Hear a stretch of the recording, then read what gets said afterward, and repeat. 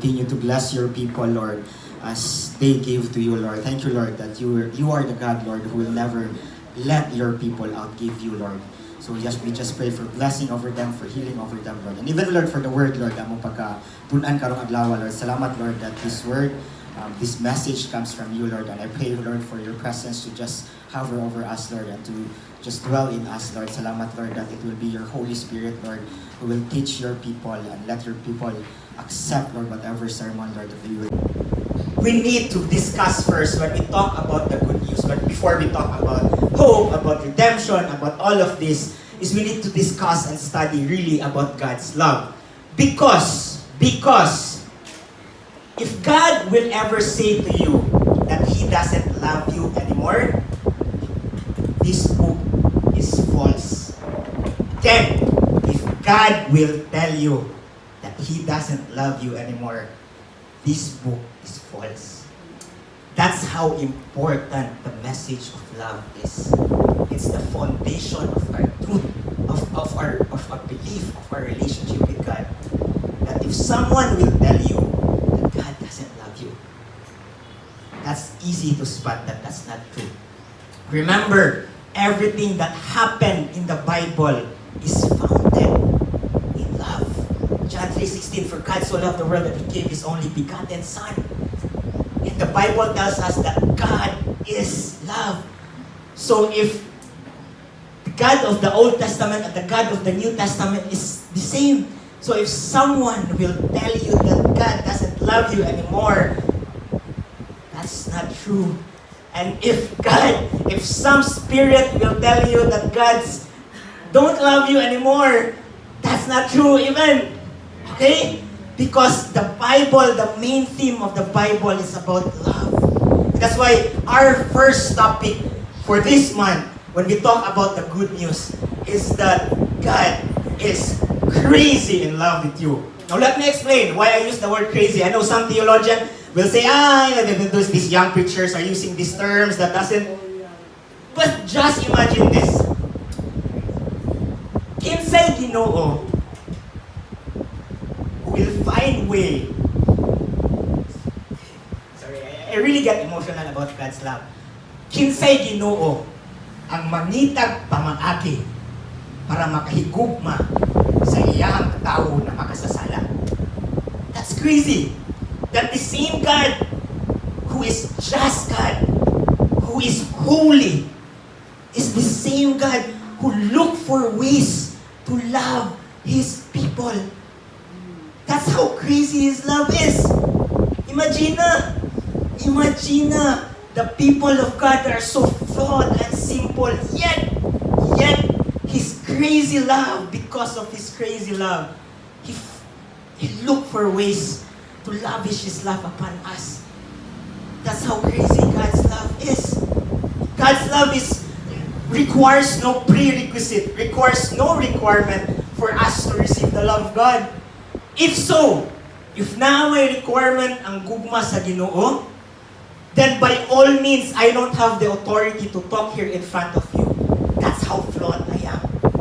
But the Bible said, while we were still sinners, Christ died for us. It doesn't say, when the moment you hinulsul your sin, Christ died for you. No. The Bible tells us, while we were still sinners, Romans 5:8, Christ died for us. God did not give us, wala kanya gihatagag list of things to do to deserve His love. No. God said, I love my people so much that I will find ways to love, to lavish, to let them experience my love. That's why He sent Christ in this world. Remember, the reason why Christ went or came to earth is the first is to meet the requirements of God, which is God is a just God. We cannot meet that requirement of holiness in the eyes of God. Only Jesus can. Second is to save us. Imagine God Himself look for ways to let us experience His love. That's how crazy His love is. That's how crazy His love is for us.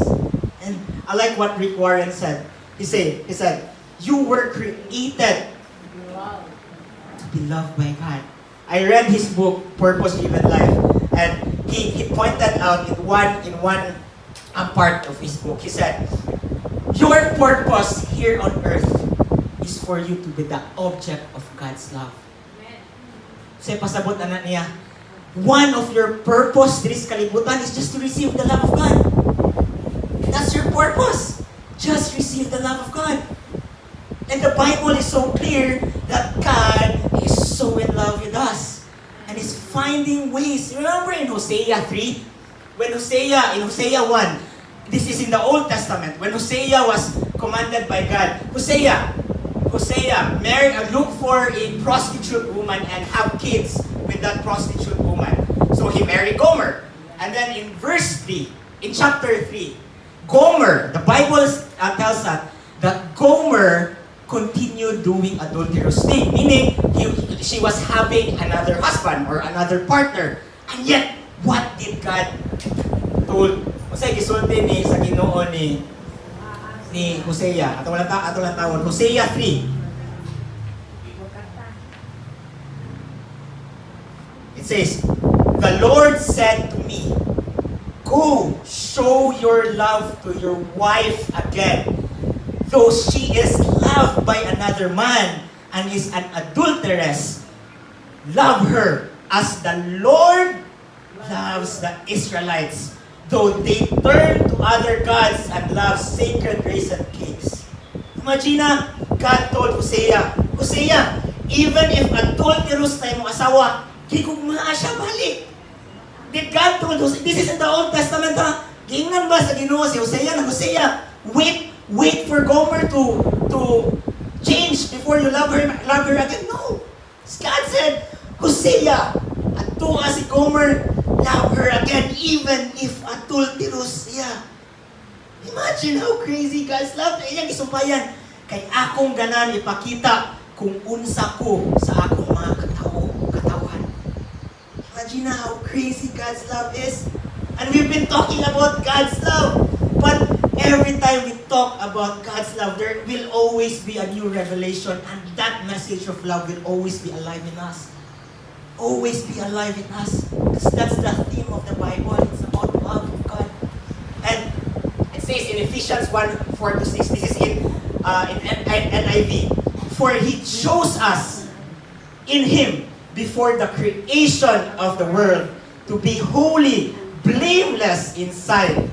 In love, He predestined us for adoption to sonship through Jesus Christ, in accordance with His pleasure and will, to the praise of His glorious grace, which He has freely given us in one He loves. Now, I like what the Message translation say. Same verse, Ephesians 1:4-6 says, how blessed is God, and what a blessing He is. He's the Father of our Master Jesus Christ, and takes us to the high places of blessing in Him. Long before He laid down earth's foundation, He had us in mind, had settled on us as the focus of His love, to be made whole and holy by His love. Long ago, He decided to adopt us into His family through Jesus Christ. What pleasure He took in planning this. He likes in doing that. He wanted us to enter into the celebration of His lavish gift-giving by the hand of His beloved Son. Sagot mo, before the foundation of the world, that's why I told Rick Warren said, you were created to be loved by God. That's what he meant. In Ephesians, it says, before God laid down the foundation of the world, He had us in mind and settled us on to be the focus of His love.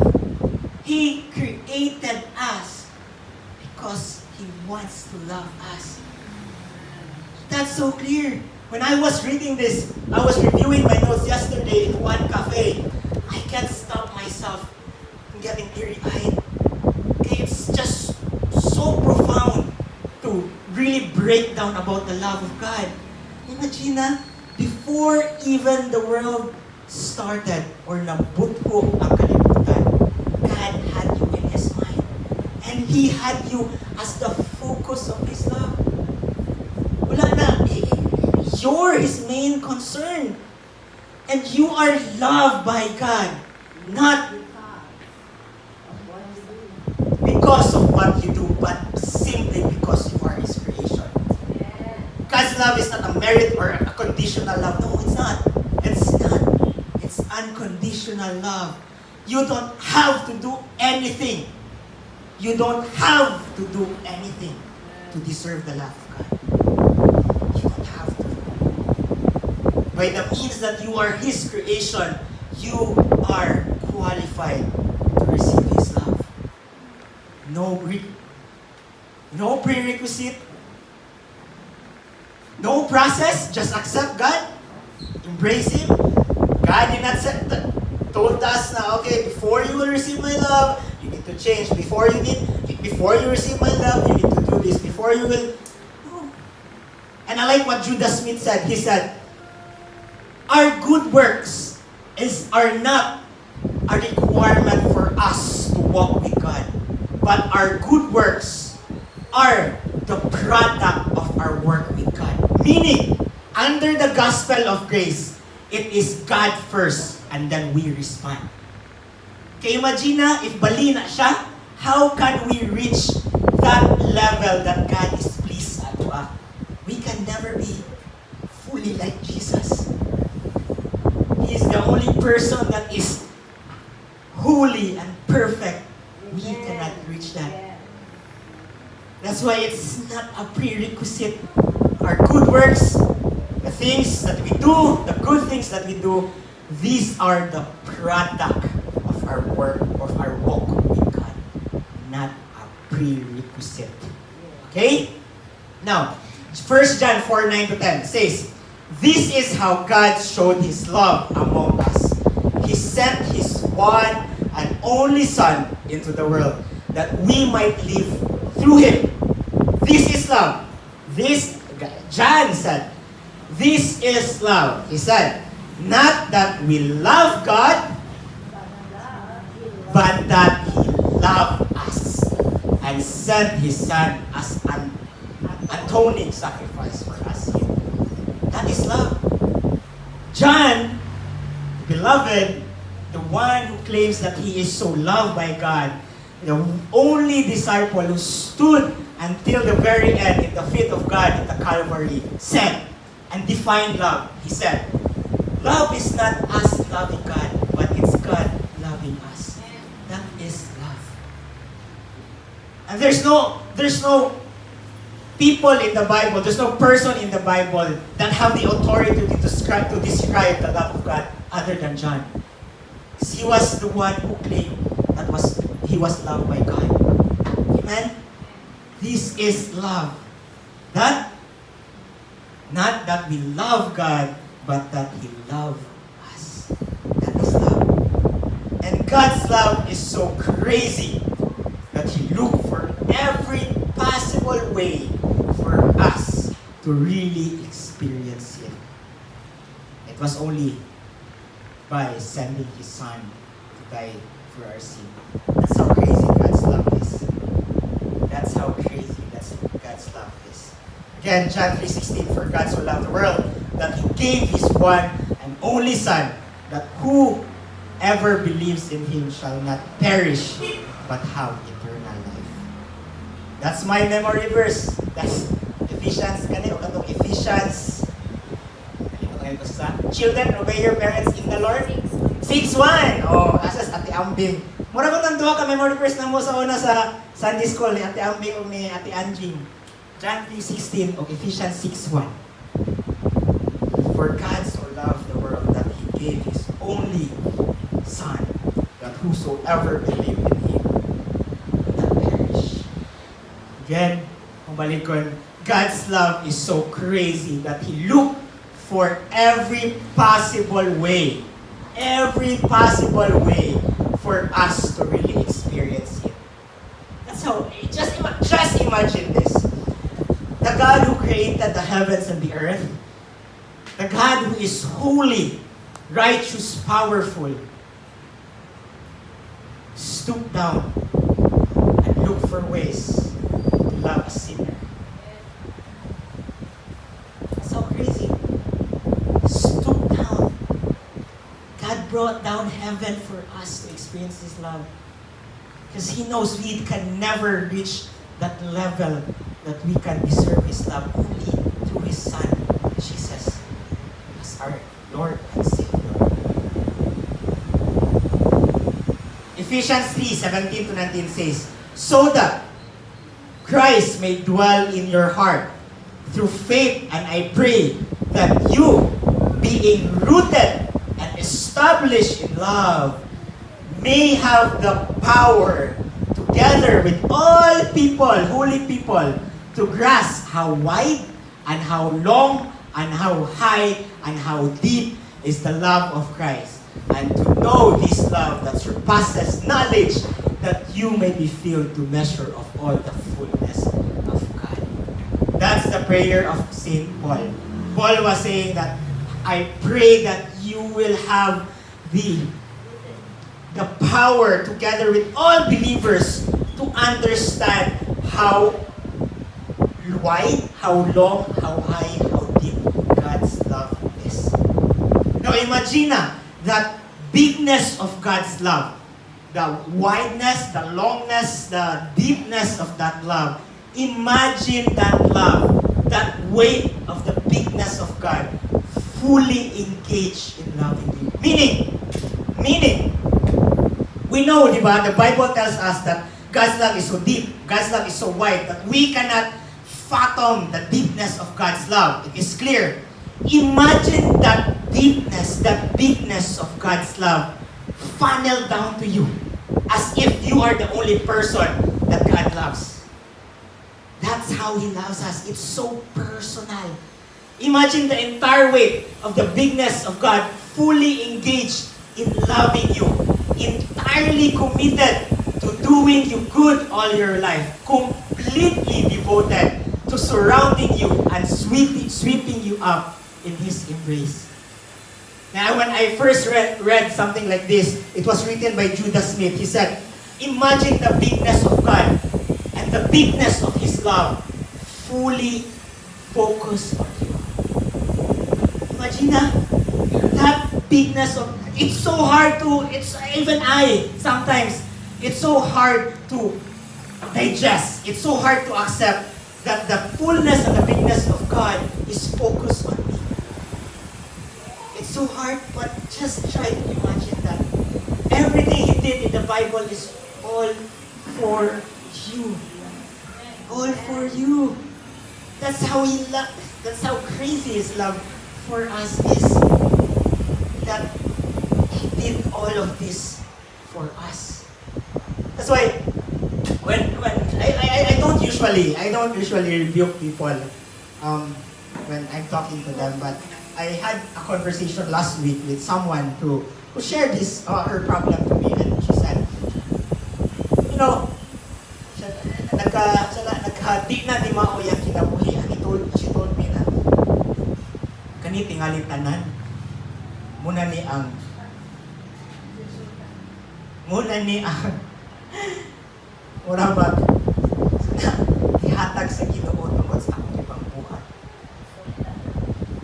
I told her, no. Some of the hardships we experience in life are not because God is punishing us. Okay? It is the product of our wrongdoings. Okay? Wrongdoings.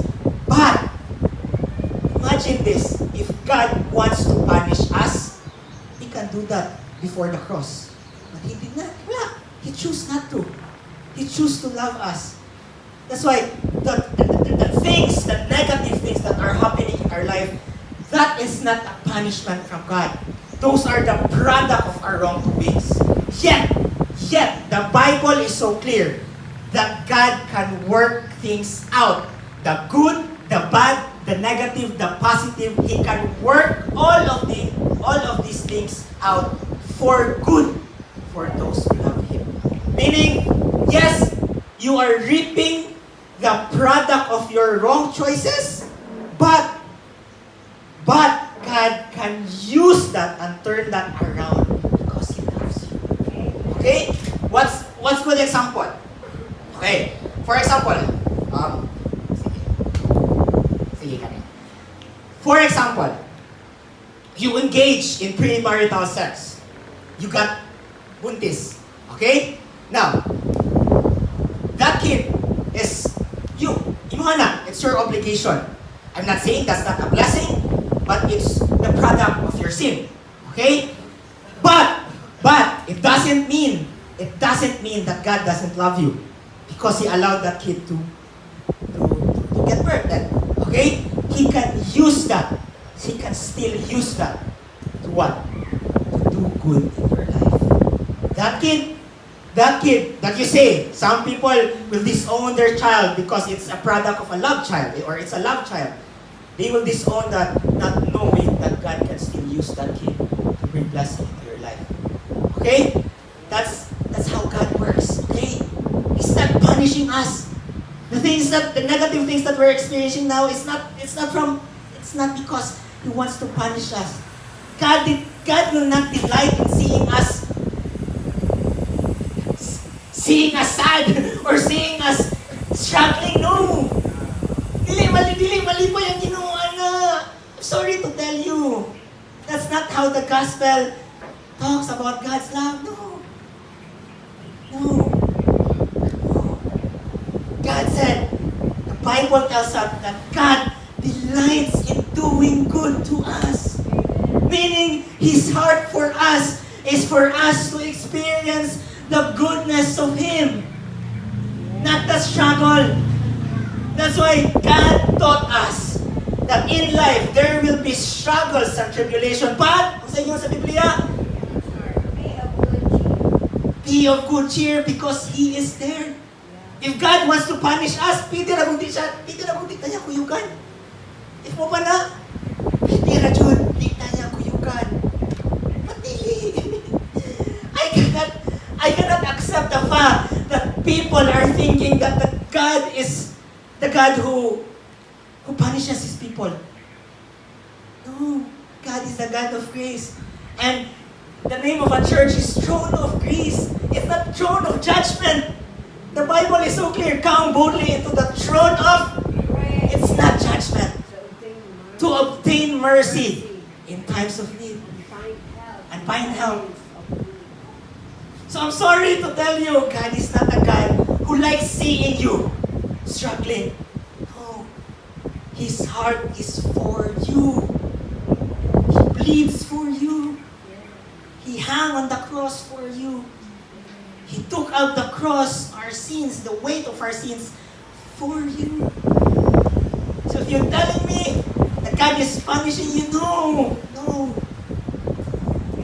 That's not the case. That's not the gospel. That's not the good news. Those are just the product of our mistakes. But God is still using that for good for you. Amen?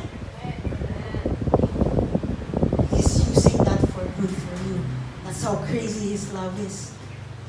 That's how crazy God's love is. Just imagine if God is not like that. If God will stop loving us, just like I told you kanina, if God will ever stop loving us, all of the things that we're doing now, this church, this Bible, this sermon, all of these are flawed if God will stop loving you. So the Bible is clear. God is love. It's His character. He cannot deny that. Again, He cannot deny His own character. If He says He is love, He is love. Because if He will stop loving you, He is not God. That's why Romans 8, what did Paul say? What did Paul say in Romans? Huh? Romans 8:38 to 39. No one can separate us. But it started in NLT, New Living Translation. It started, I am convinced that nothing ever separate us from God's love. The Passion Translation says, therefore, I live in confidence that nothing can ever separate us from God's love. Let me as a Passion Translation, therefore, I live in confidence. Meaning, confidence si Paul that he will live or nothing can separate him from God's love. That's because God, or love, is the character of God. As long as you remain in Christ, nothing can separate you from the love of God.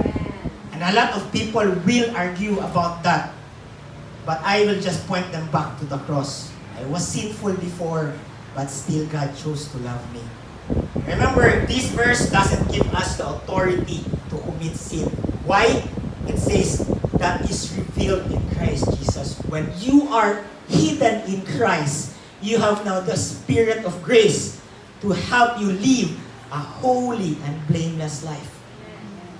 That's why sin cannot separate you anymore, because there's that love, grace that is empowering you to live a holy and blameless life. Amen?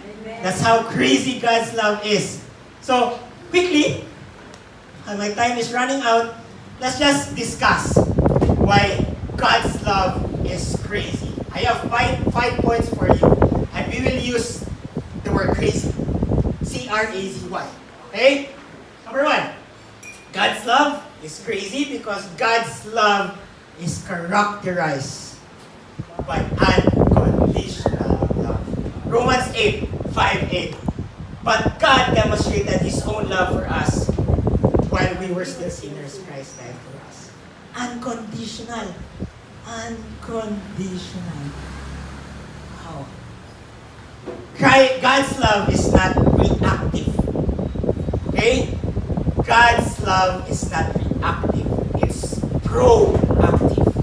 Meaning, it doesn't react to what we do, but it initiates. Okay?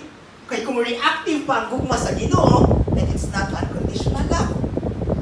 Meaning, God will tell us, bubuhat ka ni, usa natin ikaw panalaginan. Bubuhat ka ni, usa natin ikaw higugmaon. No. It's proactive. Meaning, say meaning proactive, it's giving first. Okay? He took the first step by sending His Son, Jesus, to die for us while we were still sinners. That's what I mean by proactive. Okay? God did not wait for us. We will suffer. No, He did not wait. Because His love is proactive. There are no prerequisite, no qualifications. It is only an open invitation to receive His unconditional love. It's an open invitation. You know how crazy God's love is? Remember, it's an invitation. God died, Jesus died in the cross to offer salvation, to give you salvation. Okay? But He was not expecting anything from you. Meaning, as if Jesus was there in the cross saying, bahalag you will not receive me, I will still die for you. I will put salvation, leave salvation in the table for you to take. Because He gave us free will. But still, when He was in the cross, He was just saying, was His last word? It is finished. Meaning He was offering us the finished work of Him. All we need to do is just to receive it. All we need to do is just receive it. The finished work of Christ. No prerequisite, no qualification, just an open invitation. No prerequisite, no qualification, just an open invitation. Just receive it. Amen? So God's love is crazy because God's love is characterized by unconditional love. Next, R. God's love is crazy because God's love relentlessly pursue you. Relentlessly pursue you. Meaning, what's the word? What's the meaning of relentlessly? He will not will not stop until you will experience His love. Psalms 23:6 says, surely goodness and unfailing love will pursue me all the days of my life, and I will live in the house of the Lord forever. Surely, unfailing love will pursue me all the days of my life. Ngayon bang maybe? If the psalmist says, maybe, if I will be good, the unfailing love of God will pursue me. Ano man naman ang psalmist? The psalmist says, surely, and goodness and unfailing love will pursue me all the days of my life. Luke 15:4-7. We all know the story of the lost sheep, di ba? Now let's read the kanina part. Luke 15:4-7. It says, suppose one of you has 100 sheep and loses one of them. Doesn't he leave the 99 in the open country and go after the lost sheep until he finds it? And when he finds it, he joyfully puts it on his shoulder and goes home. Then he calls his friends and neighbors together and says, rejoice with me, I have found my lost sheep. I will tell you that in the same way, there will be more rejoicing in heaven over one sinner who repents than over the 99 righteous person who do not need repentance. Meaning, Luke or Jesus, this was the parable. Jesus was saying, suppose of you, if naay mawala na karnero, di ba inyong bulungon ng karnero na nawala until makita ninyo? And then, pag makita na ninyo, inyong tawgon ng inyong mga silingan, inyong pamilya, inyong mga amigo, inyong na magbunyi ta, kay nakita na nako ang akong nawala na karnero. Meaning, God's love is relentlessly pursuing you.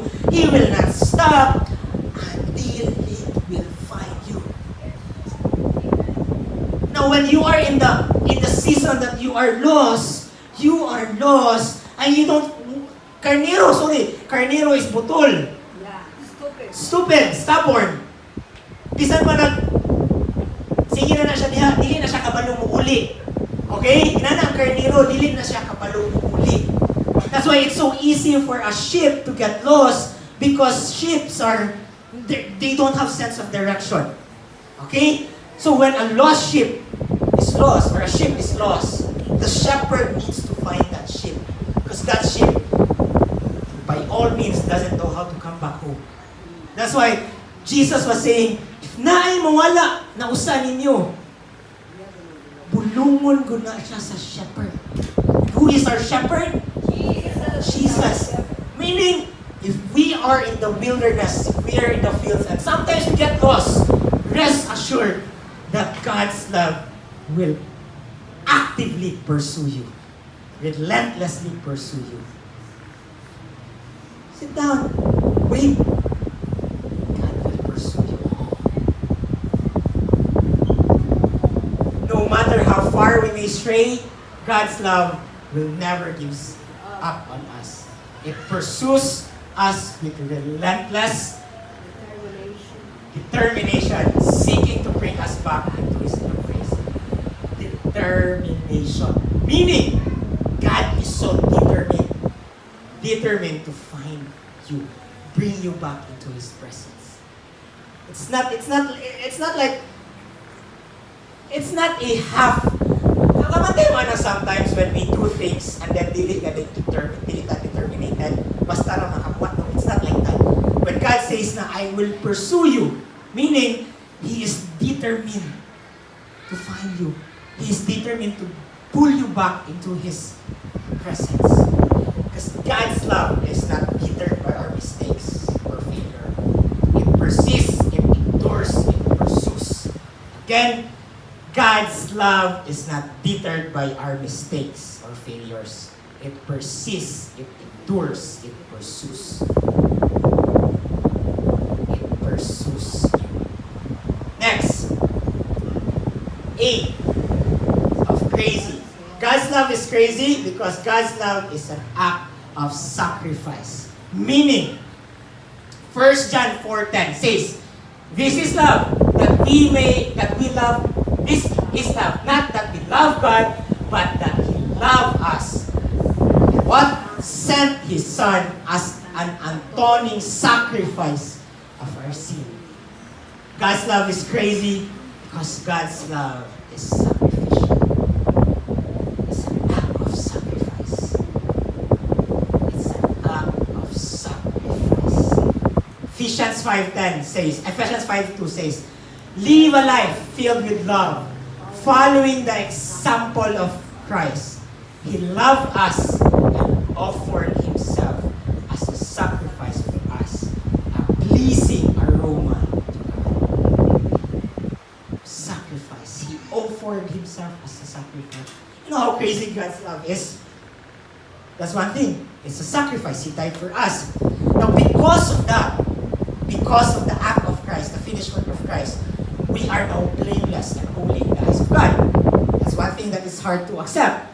But the thing is, in the Old Testament, they need to offer once a year a sacrifice for the forgiveness of for their sin. Okay? So, what they do is that they bring an offering to the temple. The high priest bring it, and then the high priest offer it to God para mapasaylo ang sala sa mga tao. And only the high priest can come to the temple of God. Now, in the times of David, it was a foreshadowing of what to come. Meaning, si David, ang arka, iyang gibutang sa tent. Okay? Abri, tanan. So that people can come worship. But, there were Levites. Kaunsa man ang mga Levites? Singing, worshiping God day and night, and offering ng butcher o mga living sacrifice. Anong buhi ba? Buhi na mga animals. They were butchering it so that people can freely come to the ark and worship God into the presence of God. Inana kalisod sa una. Muadto sa trono sa Ginoo. Imagine magsigita og taga-adlaw sige matagkasala, taga-adlaw mag-ihaw tag kuan karnero or goats, di ba? But that's why God is said to be the living sacrifice. And God is said to be our high priest. That's why we can come boldly into the throne of God, because there is Jesus Christ acting as our sacrifice. So every time we come to the throne, to the presence of God, and then the enemy will convict us, di na siya kasunod. Lord, ang tawa iyang pasala. What will Jesus do? He is our lawyer. He is our interceder. Meaning, every time the enemy convicts us, Jesus will just tell God the Father, it is finished. I paid it all. I died for them. Every time the enemy will convict us in the presence of God, ay, kasala siya. Jesus will just come. I died for them. That's how crazy the love of God is.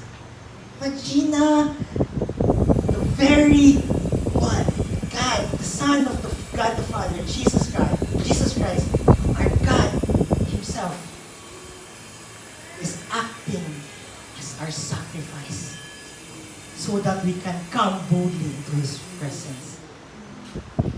That's why Paul was able to say that we are blameless and holy in the sight of God, not because of our deeds, not because of our good things or the good things that we do, not because that you give your tithes, no. It is because of the finished work of Christ. And that's our topic in the third Sunday, about the grace of God, about good news. Okay? That's how crazy God's love is. He Himself offered iyang kaugalingon to act as a living sacrifice to God. Imagine na. And we are so lucky that we can have a personal relationship with God. A lot of people will ask or will wonder, why can you say that you talk to God? Asa yung ano? when I share about God, may sila, kaya sila pagkabalo na gikan na sa Ginoo. Ano ka makasulti na ang Ginoo ni sulti ni mo anak? Because we are so blessed that in the day of the Pentecost, God left the Holy Spirit to dwell in us. That's why we know and we can hear Him.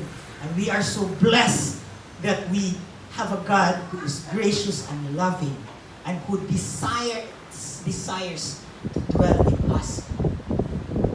And if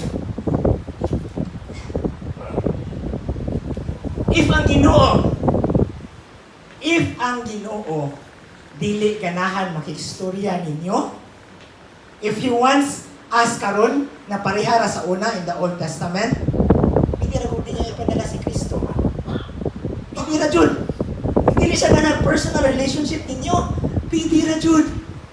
Okay na ba mo? Ay, okay na rin. Mga high priest na, padayon na tani. Ay, makasala na sila mo. Offer ka ng offering, pagkaubang, pakasala na yun. Wala na sila. Hindi na jud. Hindi na jud na buhat ang Ginoo. But dili, He chose to have a personal relationship with us. He chose and He yearns to dwell in us. Ganaan ang Ginoo na, I want to get to know you. I want to spend time with you. That's why, sa una, when one of my close friends say, nagkamagunsa ka karong gabi ko na, mag-quiet time sa ko sa Ginoo, kaya murag kimingawan siya na ako. I always use that. And I believe na He is like that. Because He desires to be in us and to dwell in us. Mingawan ang Ginoo ninyo. Mingawan ang Ginoo ninyo. Inana ang iyang gugma. He wants to dwell, to fellowship with us. Pwede ra jud, yung dili. Sa tinuod lang. Pwede ra jud if dili. Dili inana. Dili siya ganahan. Yang ganahan is He wants to fellowship with you. Spend time with God. Okay? Billy Graham said, God proved His love on the cross when Christ hung, bled, and died. It was God saying to the world, I love you. It was Him saying to you, I love you. It's a sacrifice. God's love is crazy because God's love is an act of sacrifice. Sacrifice is not just an act of love. It is the very essence of love itself. It is the very essence of love itself. Meaning, you cannot love without making sacrifices. Kasi may mga minyo na dire. Diba? That's true in marriage, in married life. There's sacrifices that you do. There's sacrifices. Same with God. Sacrifice is part of life, of love. But God showed the ultimate showcase of love or sacrifice in love when do you think God wala nagwala Ginoo si Jesus Christ bled in the cross? Do you think na nalipay ang Ginoo galantaw sa anak? Kamu malipay mo maglantaw sa iyong anak na namatay? Dili. So do you think that when Jesus was in the cross, hung, almost or dying in the cross, do you think God was smiling? God the Father was smiling? And do you think Jesus Christ Himself? Ingon ba ganun siya, Father, why have you forsaken me? And yet, ingon siya, let your will be done, not mine. Those are words of pain. Those are words of surrender to God. Imagine that those are words of pain, it's a sacrifice. But those are also the word of love, of sacrifice. Jesus said, Lord God, why have you forsaken me? But let your will be done, not mine. God was saying, if this is your will, to die for your people, let it be. Jesus was just honest to God the Father all the time. It was painful for both of them. That scene in the Calvary 2,000 years ago, that was so painful for them. Amen? See, God's love is crazy because God's love is zealous. What's the meaning of zealous? Zealous meaning? How do you define zealous? Ato ta Google. Definition of zealous. Zealous meaning showing great energy or enthusiasm in pursuit of cause or objective. Meaning zealous meaning energized or active or enthusiastic ang igugma sa Ginoo in chasing you. That's why diha nagikan ang atong verse sa Romans 8:38-39. Therefore, I am convinced that nothing can ever separate us from God's love. Neither death nor life, neither angels or demons, neither fears for today, nor our worries about tomorrow. Not even the powers of hell can separate us from God's love. No power in the sky above or in the earth below. Indeed, nothing in all creation will ever be able to separate us from the love of God that is revealed in Christ Jesus our Lord. It's zealous. It's active. Okay, if hindi pa siya zealous, then death, angels, fears of the day, mabaka-separate on top. But it's so active. It's so enthusiastic. It's full of energy in pursuing us, in loving us. That's how crazy His love is. Imagine that God will not allow even death to separate us from His love. Even our fears, unbelief, doesn't even separate us from His love. Even the hell, hindi ganun siya makaseparate from our love, from His love towards us. That's how zealous and crazy His love for us. God's love is unending, unchanging, immovable, forever dependable because His love is zealous, ending, unchanging, immovable, forever dependable. That's how crazy God's love is. And last, why? God's love is yearning. What's the meaning of yearning? According to Google, yearning, a feeling of intense longing for something. A feeling of intense longing for something. Basic ka kayo. Or memory verse, John 3:16. For this is how God loved us, loved the world. God loved the world that He gave His Son. His love is yearning. He wants to be with us. He wants to love us. God's love is reaching out, desiring to connect with you on a deep, personal level. You know, I really like the song that we sang kanina. Let's sing that we love. Ito, good news. Sige ka, sige. As we close this, I ask the worship team to prepare. God's love, the good news is that God's love is yearning towards us. It's reaching out, desiring to connect with you on a deep personal level. Remember this, desiring to connect with you on a deep personal level. Meaning, people, okay? People may debate theology and religion, but no one can argue against the authenticity of your personal encounter with God. Again, people may debate about theology or religion, but no one can argue your encounter with God's love. Walay maka-argue na. It's your encounter with Him. Okay? That's why God's love is so crazy because it's yearning for us.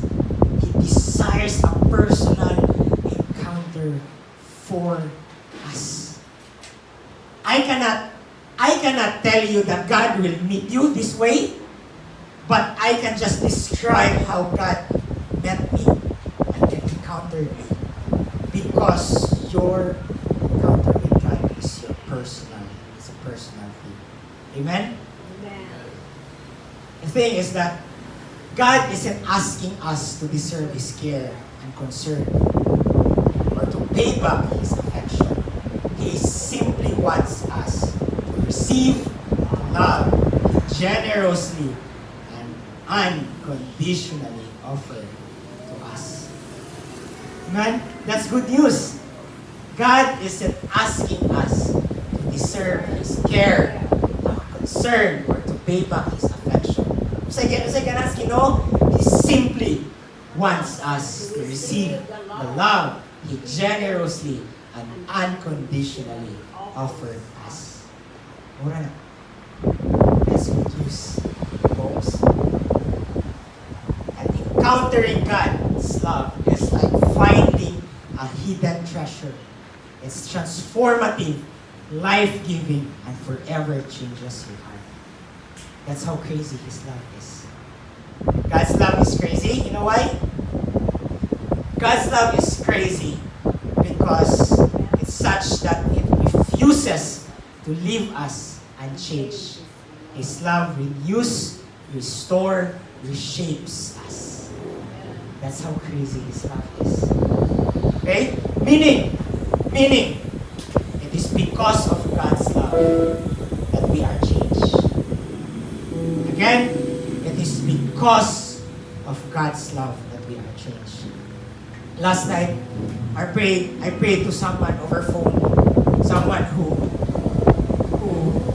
is starting to know God and who is starting to break some beliefs that needs to be broken. When I was talking to her, I told her na, she was telling me na, it's so hard to let go of some things that I'm used to. But deep in my heart, I know that I need to encounter and have personal relationship with God. It's so hard for me to let go of some things that I'm very used to. But something is in my heart that I cannot deny about God. And so for someone who believes in the grace and the love of God, I stand on that truth, and it is the goodness of God that will bring a person to the act of repentance. It is not us proving ourselves that our belief is true. No. Never do that. Never do that. Okay? It's a big no to compare ourselves from other denomination and other belief. Because the Bible is so clear that what brings people to the act of repentance is the goodness and love of God. It's not us saying sa'yo. You will never hear that from me here. Allergic kay ko, ana. It's that old culture that we need to get out of. If you want people or person to be changed, pray for God, for that person to encounter His love. In 1 John says, perfect love drives out fear. When you share the gospel, the way you share is that you instill fear in the heart of people. Person na. Di mo balik na Ginoo, di ka malagin. Is that good news? Is that good news? That's not good news. You go out in the field telling people, bringing booklet. Inanata sa una. Tinata mo palayo pa. Ino na to, pag hinulsul na, kaya balik ang Ginoo. That's not good news.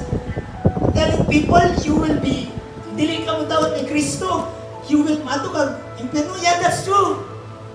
But is that good news? And it's so unfair for them. It's so selfish for us to share that and not the good news. Again, what's the good news? The good news is that Christ died for us because He loved us. That's the good news. That's something that we need to share, not fear of hell, but fear of God, fear of knowing God. That's the good news, people. Okay? The good news is that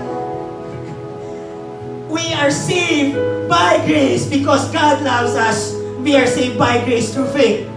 That's the good news.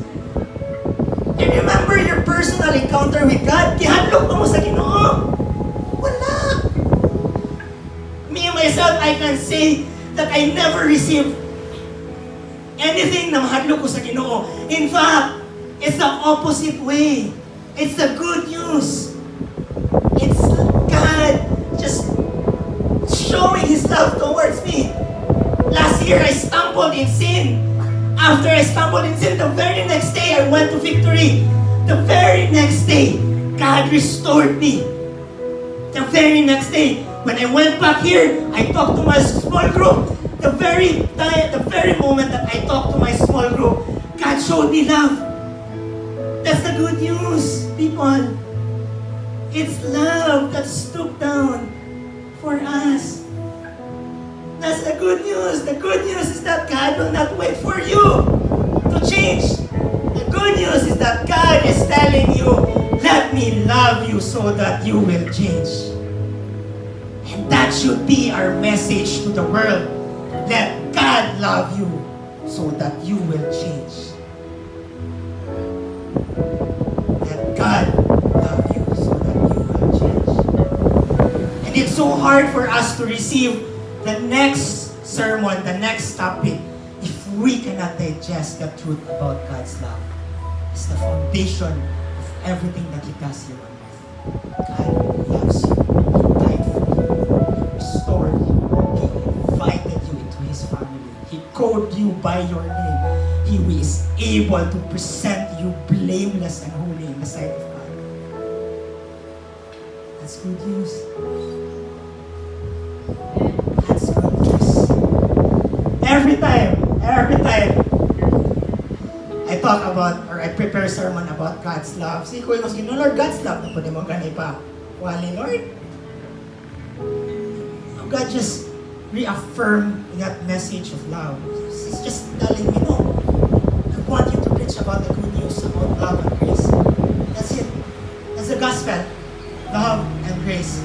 And you don't have to worry about whether He loves you today, or whether He will love you less than He did yesterday, or whether He will love you tomorrow. No, you don't have to worry about those things. Di na ka makuyawan. If, okay, does God loves me karon? Or baso iyang gugma karon? Lesser sa iyang gugma na ako kahapon? Or baso kung makasala na po ko, dili na pareha sa una? No. You don't have to worry about God's love. He will love you tomorrow. He will love you today. He loved you yesterday. God's love is constant, unwavering. His love for you is as infinite as His being. It will never run out. You can never, ever exhaust the love of God for you. You might think, okay, not by ways God loves me. God has millions of ways to extend His love for you in every season that you are in. That's why Paul was able to say, therefore I live in confidence that nothing can ever separate me from the love of God. I live in confidence. Every single day, His love for you remains steadfast and true.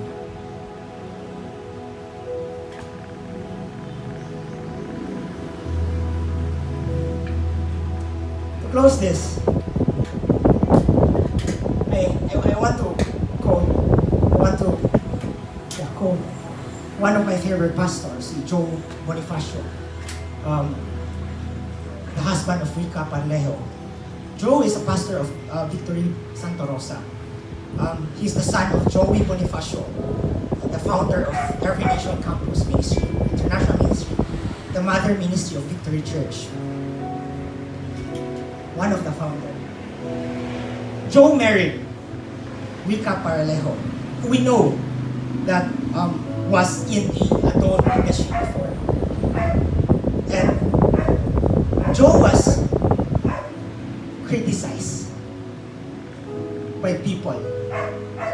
Joe received comments like, you are the son of a pastor, you are preaching in church, why did you marry someone like Rica? You grew up in church, you know what is right and what is wrong.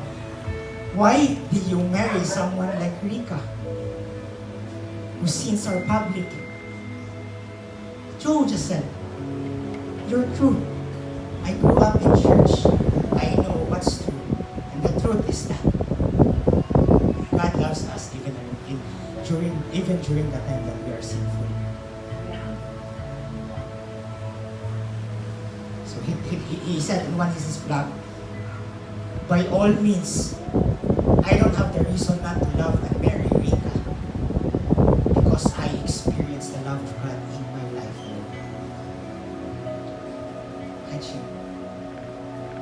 Imagine. And Joe is one of my favorite preachers who talks about grace. Talks about grace.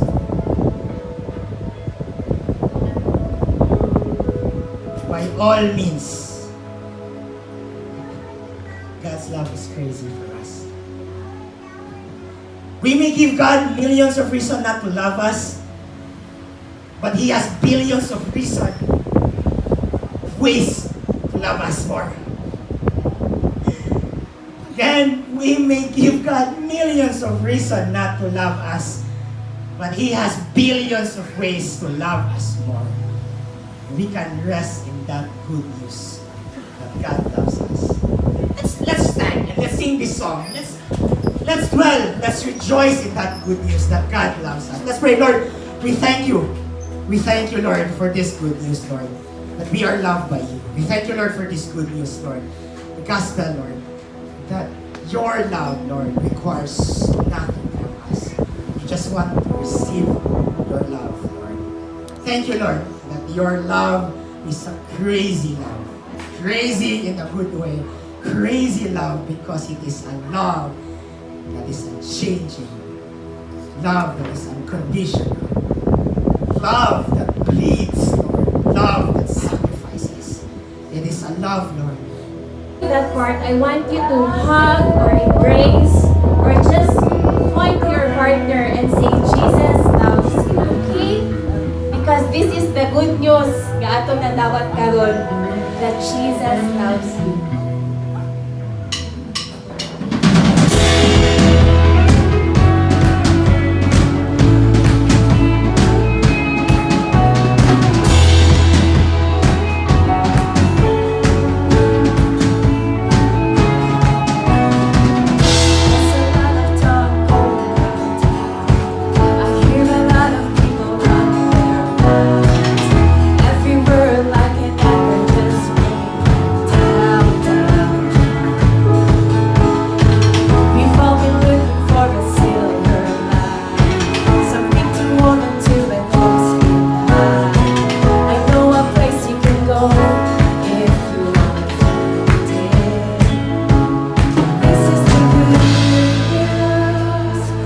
You're breathing, it's for you.